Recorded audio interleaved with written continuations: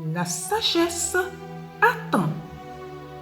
1 Samuel 26, verset 23. L'Éternel rendra à chacun selon sa justice et sa fidélité. Bonjour, chers auditeurs de Pain Divin. David trouve sur sa route l'opportunité dont rêve toute personne opprimée. L'occasion de se débarrasser lui-même de son pire ennemi. En effet, Saül dort dans son camp quand David se glisse au milieu de la troupe où il pourrait facilement frapper son rival de sa lance. Mais il n'a certainement pas pris tous ces risques uniquement pour démontrer qu'il est dans son droit. Si, c'est bien ce qu'il a fait.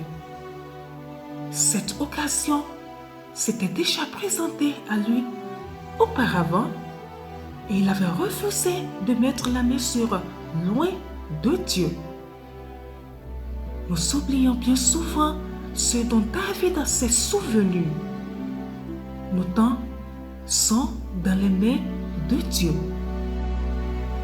La plupart d'entre nous aurions pensé comme le compagnon de David, Abishai, qui voyait dans cet événement le moment choisi par Dieu pour que David se libère d'un roi oppressif et insensé. Il pensait que Dieu avait certainement mis David dans cette situation pour une raison précise. Ce n'est pas faux, mais l'objectif de David n'était pas d'éliminer Saül.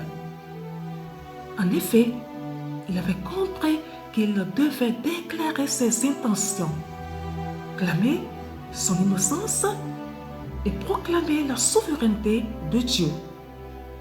Il n'avait pas oublié que Saül était roi par la volonté de Dieu lui-même et jamais il ne s'attaquerait à loin de Dieu, même si ce roi s'était montré indigne.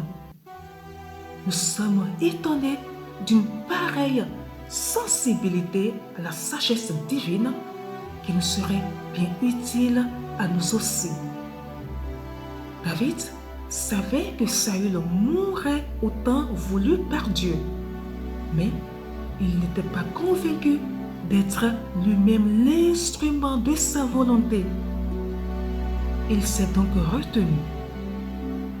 Quand il s'agit de la volonté de Dieu, avancer avec assurance ne convient que si le chemin est sûr.